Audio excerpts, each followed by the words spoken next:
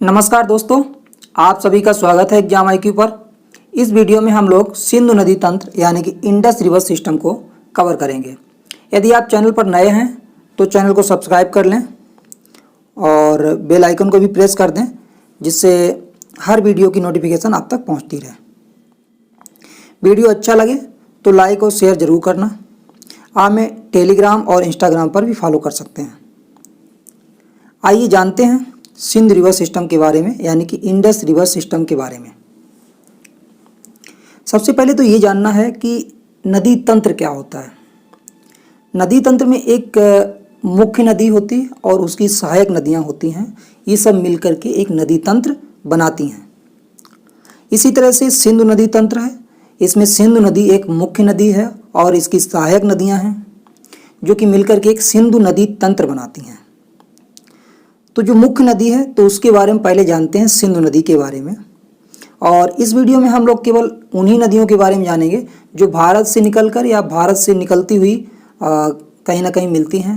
उन्हीं नदियों के बारे में जानेंगे। और जो दाईं ओर से पाकिस्तान से आकर या अफगानिस्तान से आकर सिंधु नदी में मिलती हैं, उन नदियों के बारे में नहीं जानेंगे। ठीक है, केवल और केवल पंचनद के बारे में पढ़ेंगे जो भारत से निकलती हैं या भारत से निकलकर मिलती हैं सिंधु नदी में।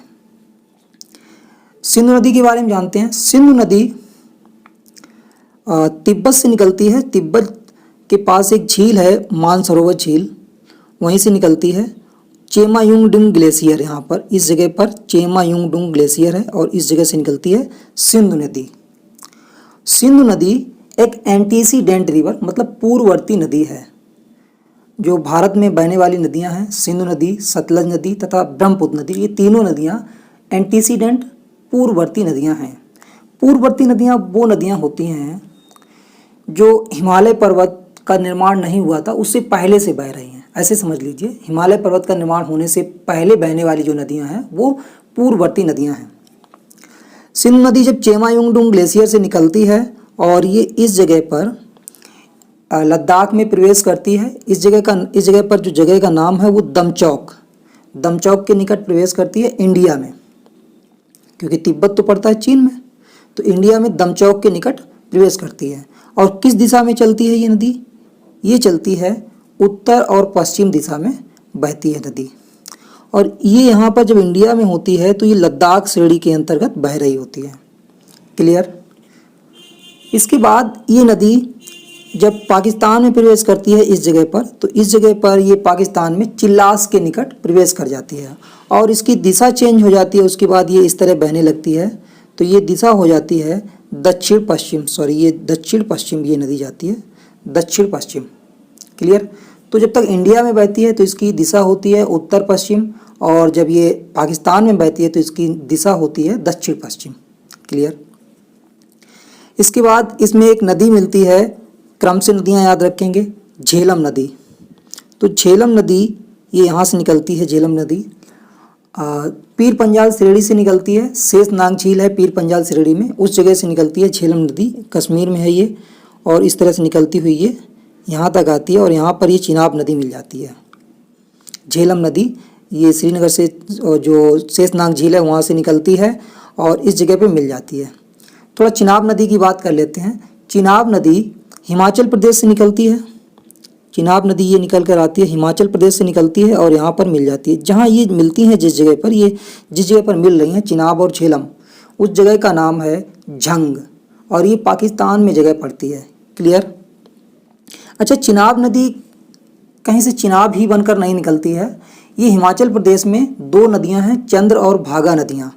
एक हिमाचल प्रदेश में दर्रा पड़ता है, वाड़ा लाचा दर्रा, वहाँ से निकलती हैं। और हिमाचल प्रदेश में एक जगह है तंडी, उस जगह पर जब चंद्र और भागा नदियाँ मिल जाती हैं तो चंद्रभागा नदी बहने लगती है। चंद्रभागा नाम पड़ जाता है। उसके बाद इसको चिनाब नदी बोला जाता है। तो बाड़ा लाचा दर्रा से कौन सी नदी निकलती है? चिनाब नदी, और ये पाकिस्तान में झंग के निकट झेलम से मिल जाती है। अच्छा, चिनाब की अगर बात करें तो चिनाब सिंधु नदी की सबसे बड़ी सहायक नदी है। सिंधु की सबसे बड़ी सहायक नदी कौन सी है? चिनाब नदी, याद रखेंगे। ओके। और सिंधु नदी की सबसे छोटी सहायक नदी जो है वो है रावी। सिंधु नदी की सबसे छोटी सहायक नदी रावी है। रावी कहाँ से निकलती है? रावी जो है ये हिमाचल प्रदेश से ही निकलती है। हिमाचल प्रदेश में कांगड़ा जिला पड़ता है और कांगड़ा जिले में एक रोहतांग दर्रा है, उस जगह से निकलती है रावी नदी।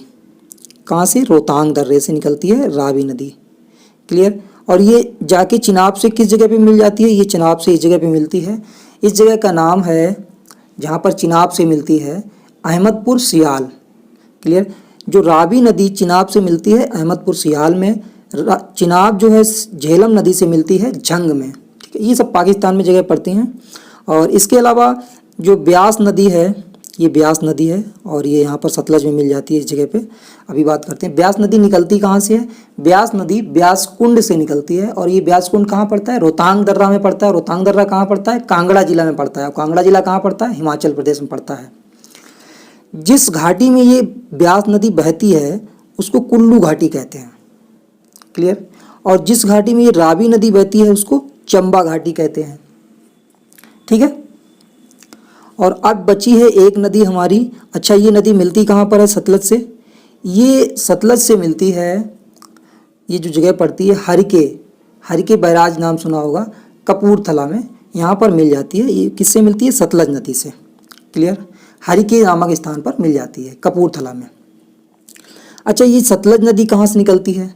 सतलज नदी ये यहाँ से निकलती है तिब्बत से। तिब्बत में एक झील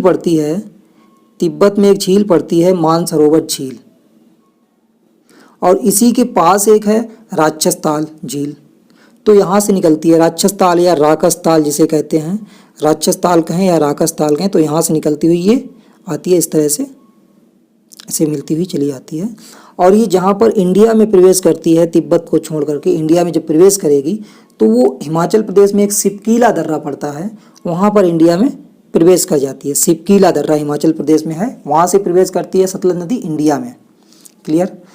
अच्छा, सतलज नदी की जो सहायक नदियाँ हैं, दो नदियाँ हैं, याद रखेंगे, किशनगंगा और स्पीति नदी सतलज की सहायक नदियाँ हैं।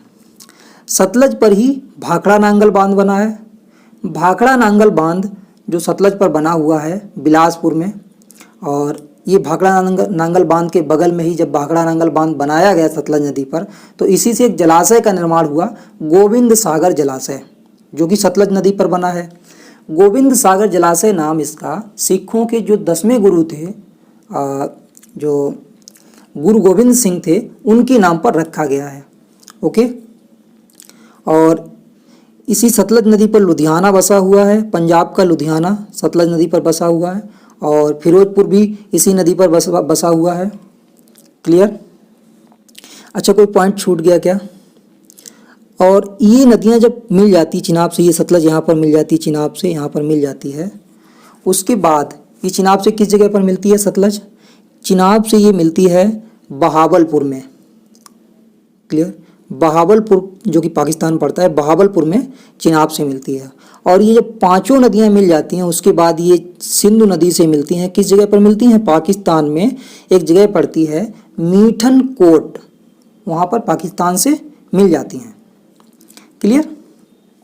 तो इस तरह से ये पाकिस्तान में मीठन कोट से मिल जाती हैं और ये सिंधु नदी आगे बहती चली जाती है। और कराची के, ये कराची है अपना, ये कराची पाकिस्तान का है, अपना नहीं है, तो कराची है, यहाँ पर ये कराची के पूरब दिशा में अरब सागर में जाके गिरती है सिंधु नदी। क्लियर?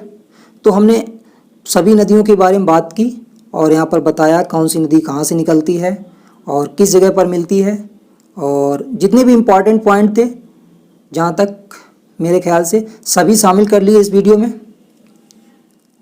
तो दोस्तों मिलते हैं अगले वीडियो में। Thank you for watching this video. Take care, God bless you.